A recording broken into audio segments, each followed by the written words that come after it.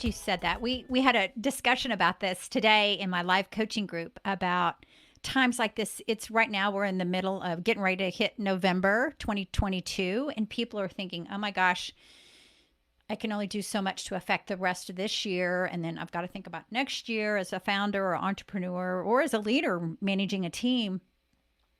And I think there's that scarcity mindset that comes in sometimes. And what I'm hearing you say that I think is so powerful is that growth mindset. There are going to be setbacks, there are going to be challenges, but just keep moving forward. And one of the lessons that I had at Southwest Airlines was we grew in recessionary times. That's when we bought Morse Air in the 90s. That's when we bought AirTran in the 2010. And so when the recession was over, we came out stronger because we had that dry powder ready to go and ready to build. And I think, and I was just talking to someone about this right before you and I got on the call, that we need to keep moving forward, taking action. And it's okay if it's imperfect action. And it's okay if there's setbacks like what you're talking about right now. Andy, just you didn't plan to get cancer. That just happened, but you got through it. You didn't plan the pandemic. You were talking about networking. So I love this story behind this book because I think it's so exemplifies a difference maker that you just kept going and you kept figuring out things and you knew that you hadn't reached your calling yet. How did you know when you'd reached that calling? Do we ever fully reach it? I don't know. Like it's sort of like I don't people everybody's working towards some big goal, right? And I have a vision and I always have goals I'm working on. But sometimes I think people put too much emphasis on the reaching of the goal, the success of the goal, right? When we have to remember, I think you said it earlier, life is a journey, right? And a lot of times people achieve some big thing and then they get there and they're like, okay, what now? Right? Like I I thought there was going to be some big celebration and parade, or I got to the retirement and I'm sitting on the beach and I did that for 2 days and now I'm bored. Like what next? Right? And that happens for a lot of people. And so as far as reaching your calling, if there is such a thing, right? I think it's about getting curious about a lot of different things, really getting to know yourself, figuring out what it is that you love to do, and if you can match something you love to do that is also providing value for other people, it's sort of connecting your potential and your capabilities with your purpose. That's where purpose is created, right? When your capabilities match providing value to other people in the world. I follow Jay Shetty. He talks a lot about this. Um, that's where you create that purpose. And that could be, more of your calling, because when people talk about calling, it's usually to do something that is helpful to other people, right? And it again, it could be big ways or small ways. You may have a calling to be an engineer or to be a speaker or a leader or whatever it may be. I think it's when you feel comfortable, you feel like the work you do is energizing and you know it provides value to other people, you're probably in the right place. At the same time, I don't think that means you're done. Depending on how old you are and where you are in your career, I think we always need to remain curious and open to new ideas and trying new things with a growth mindset, because you don't want to ever just get bored. Uh, I think a lot about the idea of fulfillment. I think people want to be fulfilled in their careers. And the two main drivers of fulfillment, I learned this from following Tony Robbins many years ago. He says the two biggest drivers of fulfillment are growth and contribution. Right. So are you growing and does your work matter? And hopefully you get both of those or at least one of them in a big way. And so I don't think you want to, like, even if you find the thing that you love to do, there's always a risk that you might get bored with it if you're just continuing to do the same thing day after day after day. Everybody's different, right? Also, Tony talks about the six human needs, and there's like that pull and push between stability and variety. So you get to decide what's more important to you. I personally love variety. I like doing different things every day. Some people want to do the same things every day.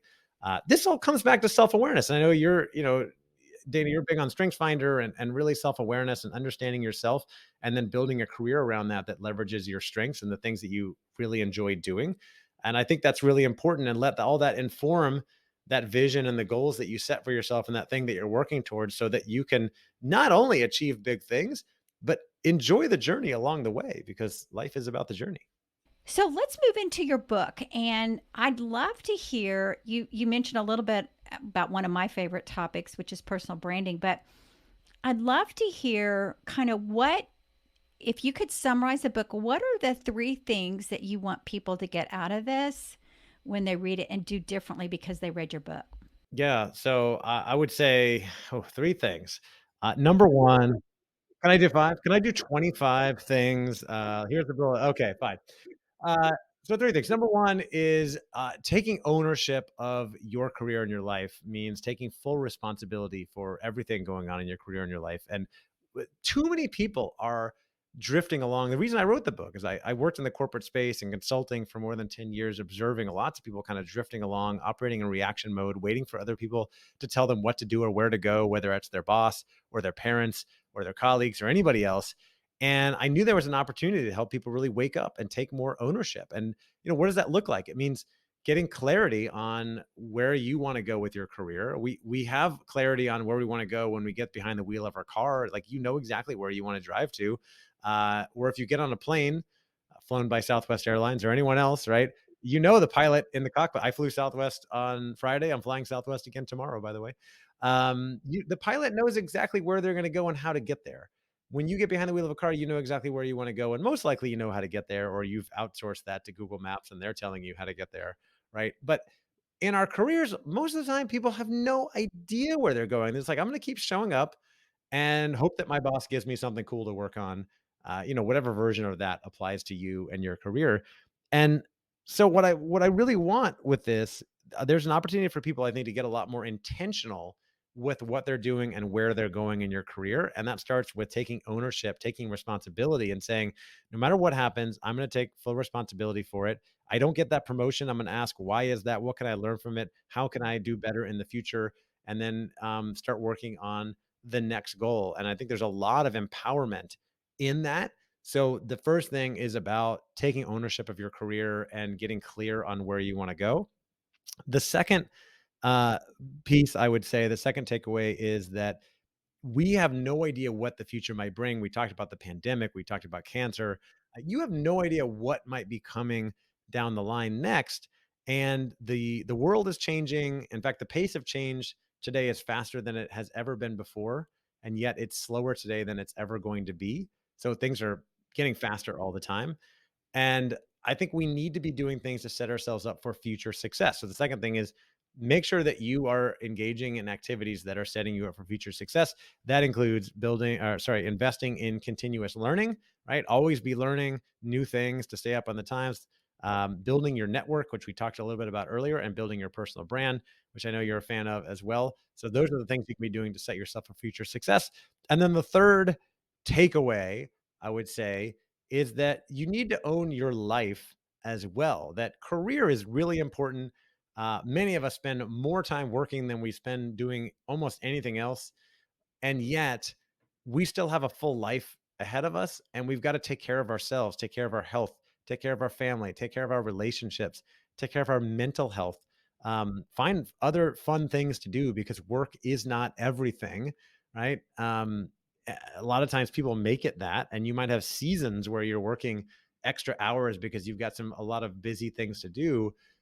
But the more you take care of your health, I think the more productive you can be in the long run, the longer you're going to be around. You want to take care of your relationships and your family. They may not always be around if you work too much. And I just don't think anybody, as much as I talk, I speak everywhere on careers and how to help people have a better career. I don't think anybody gets to the end of their life and says, dang, I wish I would have worked more. It just doesn't happen, right? So make sure that you're taking care of it. There's other things, checking in with your priorities on a regular basis, getting enough sleep, eating a healthy diet, moving your body, taking care of your mental health, taking care of relationships.